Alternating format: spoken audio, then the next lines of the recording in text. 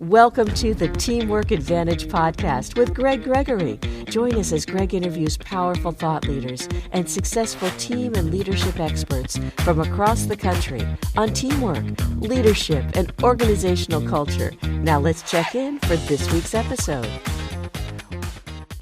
Welcome to the Teamwork Advantage, a podcast dedicated to the growth, development, and advancement of teamwork, leadership, and culture, or what we like to call the TLC of business.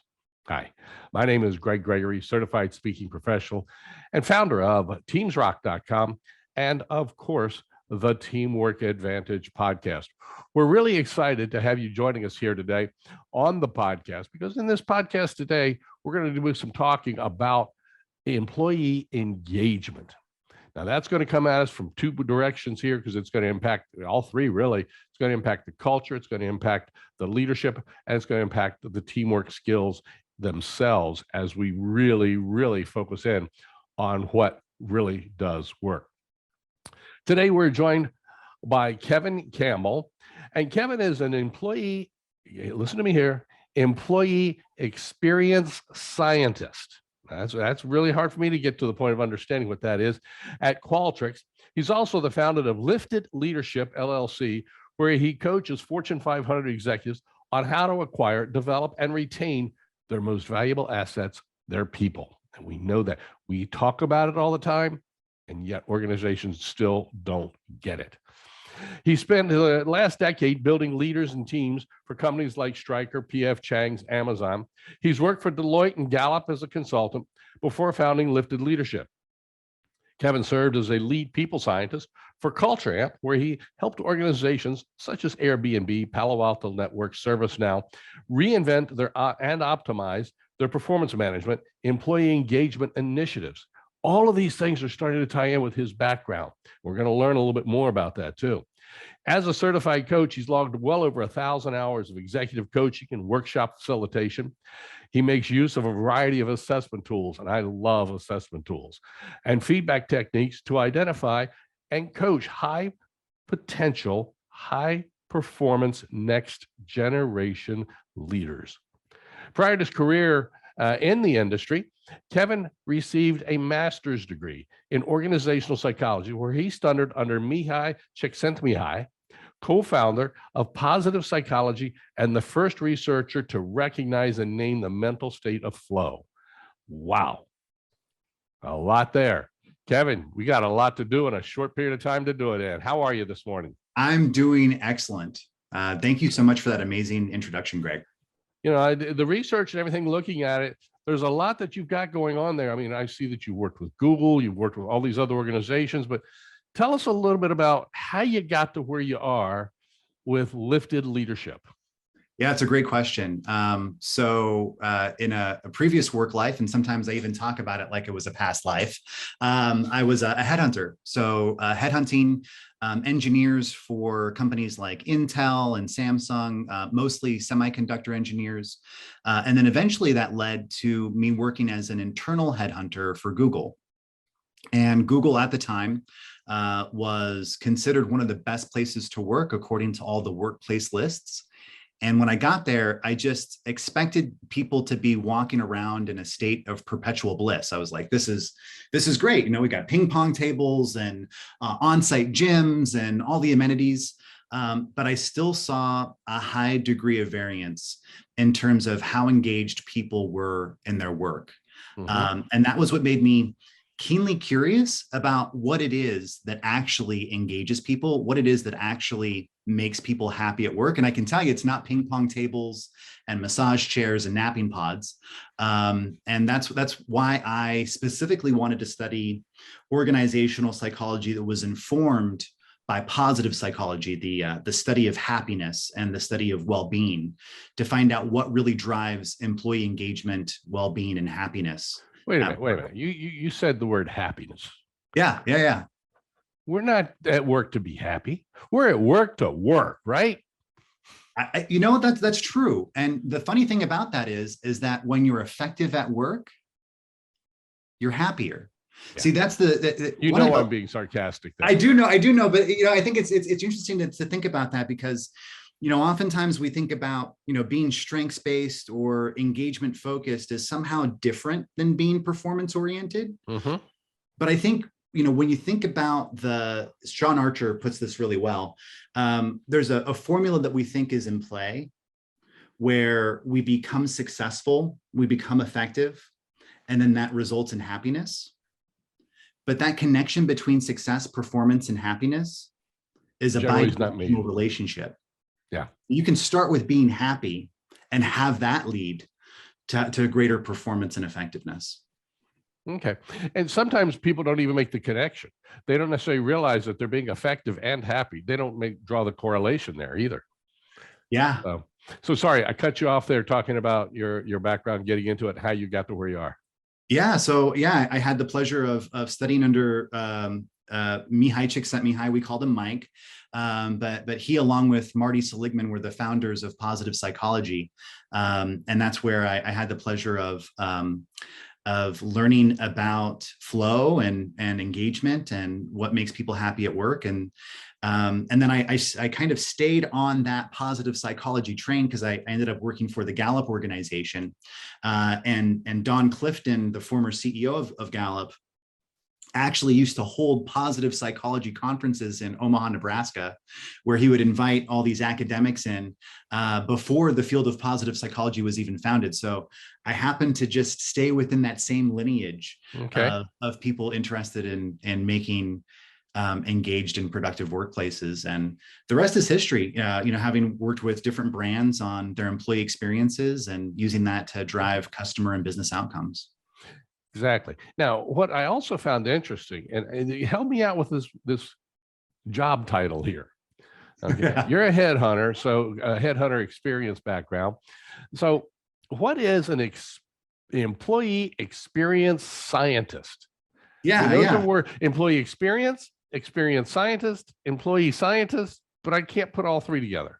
That's a great question. So at Culture Amp, we were called people scientists, but it's essentially the same thing. So if you were to think about it in terms of like a Venn diagram, okay, you've got organizational psychology, which is the academic study of psychology at work, which is really just the study of people. Psychology is the study of people. And then you've got data science, which, I think we have an understanding of what that means. It's looking at different variables and how they relate to each other in terms of forming outcomes. And then you've got real practice and practical consulting. And people science and EX science sit at the intersection of all three of those things.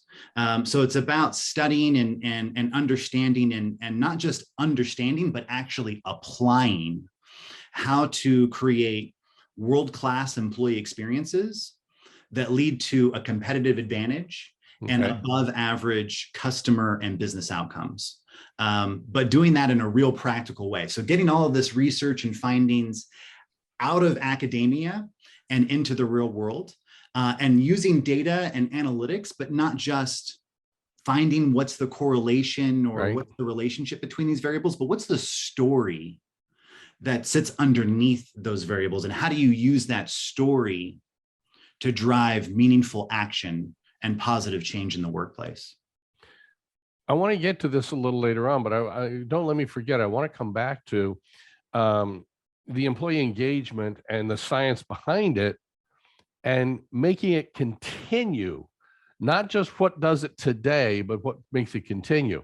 But before we get into that a little bit, I want to go down the path a little more. You got into this profession, if you will, something about, because I was reading things that said you were more something about personal nature. So give us your background, why you got here. Yeah, it's a great question. So, even before my experiences at Google, I grew up in a pretty modest circumstances. So, I was 10 years old when I got the call that something had happened to my mom. I wasn't sure what that meant or what went wrong, but I was able to piece things together. And after hearing her and the other adults talk about what had happened, turned out she had a nervous breakdown at work. She was a single mother working 12 to 16 hours a day to support me and my 3-year-old sister.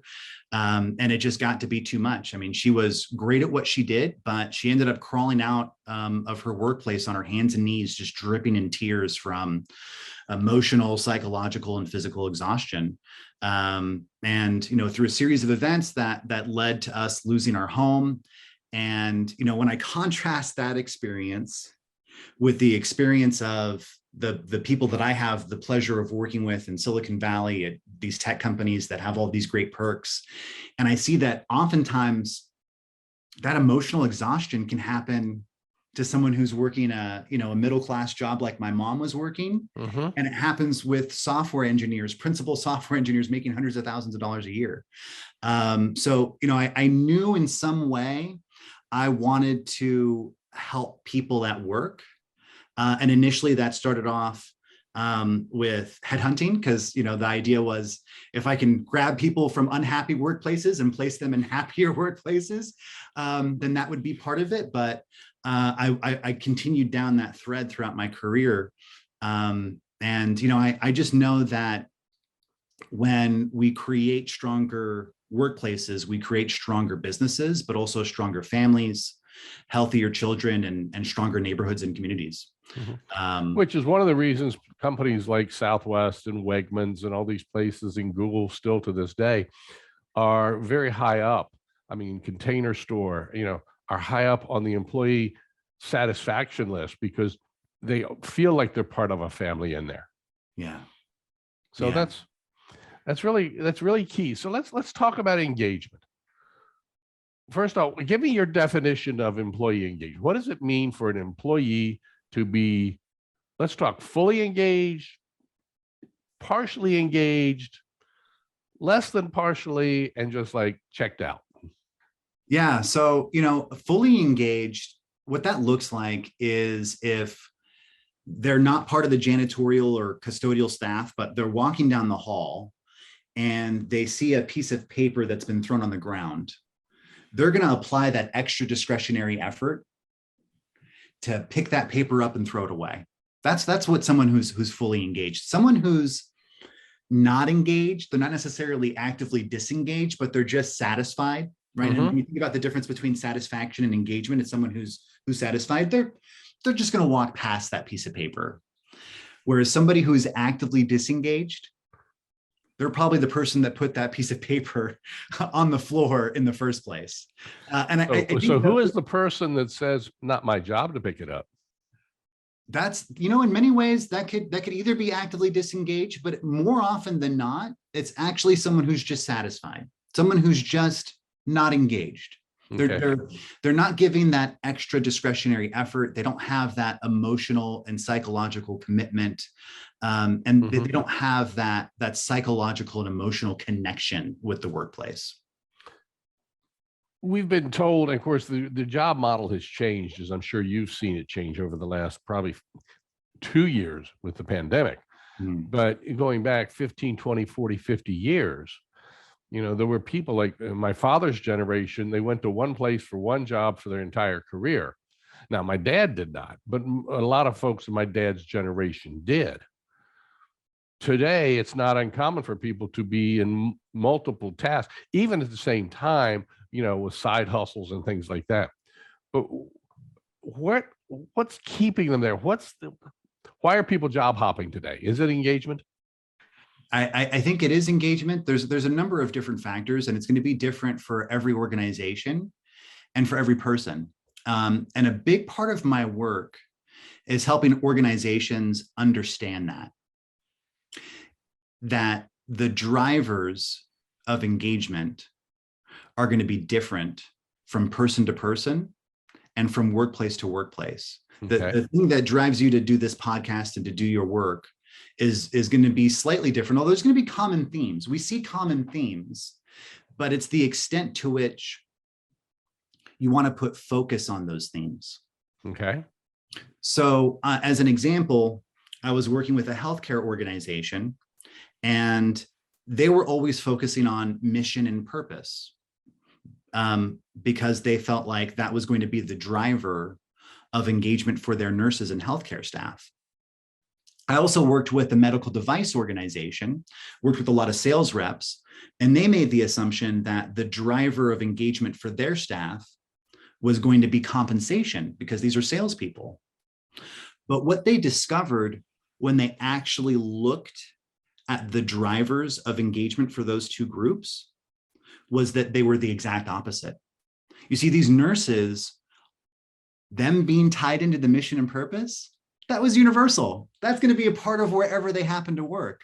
But the thing that was salient to these nurses was compensation, because they're going to find mission and purpose no matter where they go. It's a matter of what compensation they have.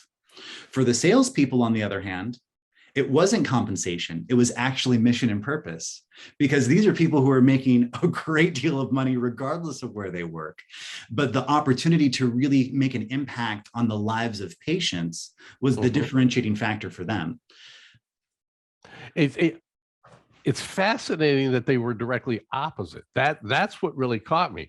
Coming from a sales background, I understood that it wasn't necessarily the most important thing for the money. But that was absolutely fascinating. So when we look at employee engagement, I think it's becoming a buzzword, if you will, today. And so many people are your employees engaged? Our employee engagement survey says this, that, all this other stuff.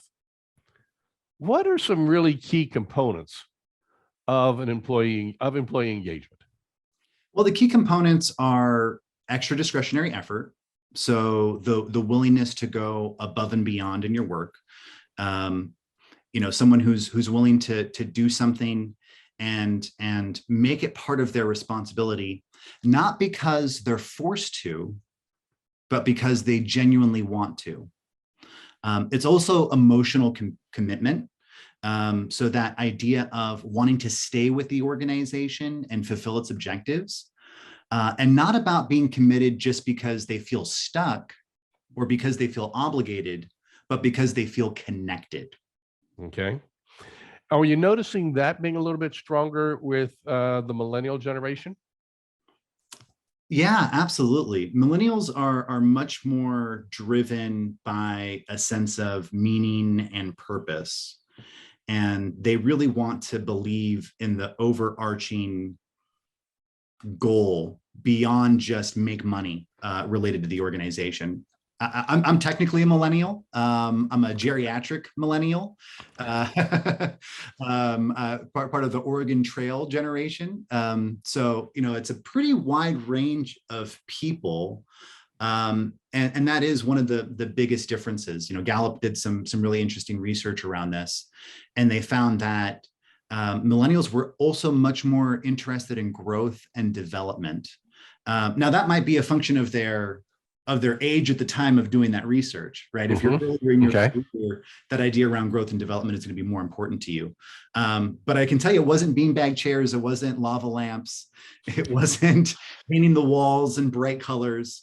It was really about having something to add to your work and being able to do what you do best every day and do that better. It comes back into a lot of Maslow there at that point.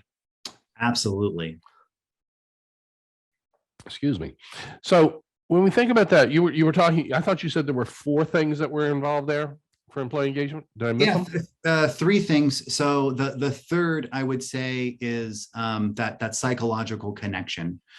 So their pride in their organization and their willingness to recommend it to others. So that's the piece where you can see a tie-in around great reviews on sites like Glassdoor and Indeed.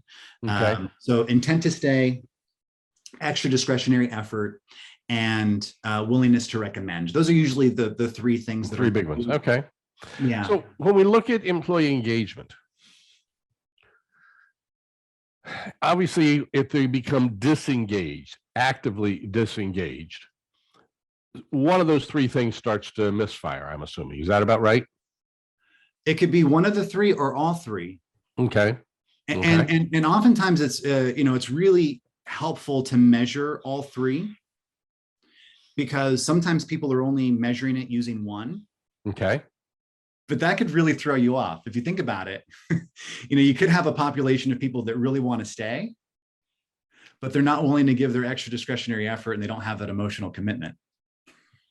So if you have people that are willing to stay, but they're just willing to give that minimal effort, it's not going to be great.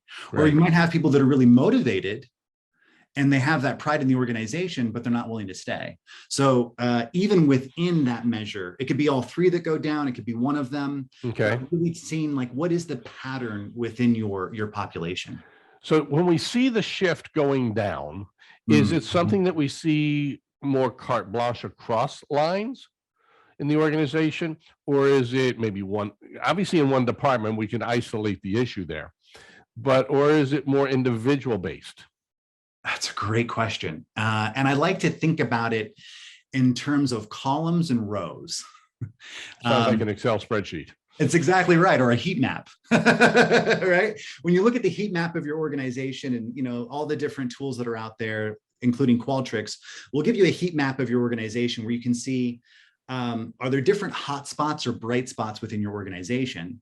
And you'll be able to see, is there something related to learning and development in that row where you start to see a difference for particular departments, or is it something that's going downhill across the whole organization? Is it something regarding empowerment or enablement that's just within certain departments, or is it within a certain organization? So to answer your question, is it something that happens at an individual? Yes. Is it something that happens organization-wide? Yes. I would also say there's departmental level effects. There's function level effects, and then there's also team level effects. And I'm biased, as I imagine you might be as well, towards that team level, because that team level is where you're going to get the most bang for your buck in most instances. Okay. Because a team can act on their own engagement results much more quickly. Yes. Then a large organization can work on the organization's engagement results. That's not to say that the leaders of the organization and that organization-wide effort isn't important. It's just that it takes longer. Right. It's more systemic. It's the example I used to use of an aircraft carrier can take up to an hour to make a turn, where a runabout in the lake can turn around in just a couple of seconds. And oftentimes it's more important and more impactful, right? It's like I've worked with a lot of organizations where recognition is an area of concern. It's a top driver of engagement, but it's not as high as it could be. And their go-to thing is to spend money on a huge software platform for employee recognition. And not to say that there's anything against those software platforms, but there's a process that goes into selecting a vendor and turning it on and getting people to use it, where what's more impactful? A handwritten note from a team lead to an employee, a sincere thank you from a customer, a sincere piece of recognition from a senior leader to a frontline person. Yeah. And that costs $0. And you can do it within minutes of finding that it's a concern. Yeah. Yeah. And sharing things that they hear from customers. So when a customer acknowledgement comes in, making sure that gets shared with as many people in the organization. That's a key factor. So what are some companies doing today that is working? And then are there some companies that still are missing the boat? That's a great question. And I want to make sure we get to assessments too, because I want to talk about that. Oh yeah. Okay. It's near and dear to my heart, especially Clifton Strengths and StrengthsFinder, but we could probably talk a lot about that. So some of the things that companies the standard way is typically having some sort of a survey that's led by HR. And then they create some sort of survey-driven program to measure engagement. And leaders at the high level take action on different initiatives from a company-wide level. And then maybe there's a people analytics team that really digs into the different insights. And all those things are good, but they're not enough. So when it's simply seen as a survey-driven program from HR, it becomes seen as an HR thing and not a business thing. Right. And when the survey becomes the focal point of what's happening, you stop thinking about what are we really measuring and thinking about here? And as we mentioned, those organization-wide initiatives are important, but you really got to get down to the team level. So I like to simplify it all into ABC 1, 2, 3. And I'll start with 1, 2, 3, instructing the organization and different teams to pick one area of focus, do 2 things about it, and communicate what's been done 3 times through 3 different channels. Because sometimes organizations do way too much, and then they don't talk about what they've done. So one area of focus, do 2 things about it, and communicate it 3 times through 3 different channels. So it's 1, 2, 3, 3. I like to just keep it simple with 1, 2, 3. The important part about the channels piece, right, is that like not everybody checks their email. Right. Oh, absolutely. Or they'll see an email that says something, and so I'll just ignore that one or put it off to later. I'm with you on that. Yeah. Getting it out there in multiple channels is critical. Totally. Yeah. Okay. And then the ABC piece is action oriented. So understanding that like the whole purpose of measuring this stuff is to act on it, right? Close to 90% of organizations measure engagement in some way, but only 7% of employees say that their organization is very good at acting on it. And to be action oriented, really all that simply means is to set the intention that the whole point of what we're doing is to act and improve the employee experience and employee engagement. And to ask questions that are actionable. So not just to ask engagement questions, but to ask those driver questions around certain behaviors. Okay. The B is business oriented. So make sure that you're tying this back to business results so that people don't feel like this is extra work on top of their work, but you're actually doing the analytics to say that, hey, when you have more engaged employees, this improves the customer experience, which improves our bottom line, to make it relevant for front level managers so that they know that what they're doing is tied back to their business goals. And C is to have it be conversation oriented. Not just the leaders go off into the corner or the team leader goes off in the corner and builds an action plan and then presents it back to his or her team, but that you're actually having a conversation with the team around, hey, what do we want to make of this? How are we going to work on this together? What do we want to do? Yeah. Conversation begins to build greater buy-in. 100%. Yeah. Yeah. There's no doubt about that. So let's talk about assessments. Yeah. Strength finders. I think everybody's heard of that one. That's a great one. I'm a big proponent of the everything disc model for certain things that comes into play. What other assessments do you recommend? Do you use as far as helping people? Not so much in measure, because when we're talking about measurement, that's got to be custom to the team or custom to the organization. But what are some assessments and what are you measuring? It's a great question. So I would say the right assessment is the one that you will use and act on. Right. So the one that you actually have buy-in from the organization around. And there are 2 types of assessments, broadly speaking. And I think it's important that we don't conflate the 2. Forgive me for the pings in the background. That's fine. The 2 types, broadly speaking, are assessments for selection and assessments for development. And some can be used across, but it's important to think intentionally and to act legally about the differences between the 2. Yes. For example, the everything disc is a great development tool that is not validated under any circumstances to be used for a hiring assessment tool. Same thing with Clifton Strengths, AKA Strengths Finder, for sure. Now, Gallup also has a suite of assessments around selection that in many ways measure similar themes. But generally speaking, what the research shows is there are 2 really valid selection instruments. And there's a lot of different actual tools, but the 2 most valid things to measure when it comes to making a hiring decision across all jobs and roles are cognitive ability and conscientiousness. Okay. And when you look at most assessments for selection, they're measuring some flavor of those 2 things. And you can break conscientiousness down into all different kinds of. And cognitive ability doesn't mean you have to score off the charts in any one of them, because it depends on the job that we're going towards. That's absolutely right. Yeah. And one interesting thing is that there's there's different studies can show different things, but I've seen more than a few studies that show there's a small negative correlation between cognitive ability and conscientiousness. So what that means is that people that are extremely high in cognitive ability are typically going to be low on the other. Typically going to be just a little bit lower in conscientiousness, and people that are extremely high in conscientiousness are going to be just typically a little bit lower in cognitive ability. So that rare talent is when you can find someone who has both.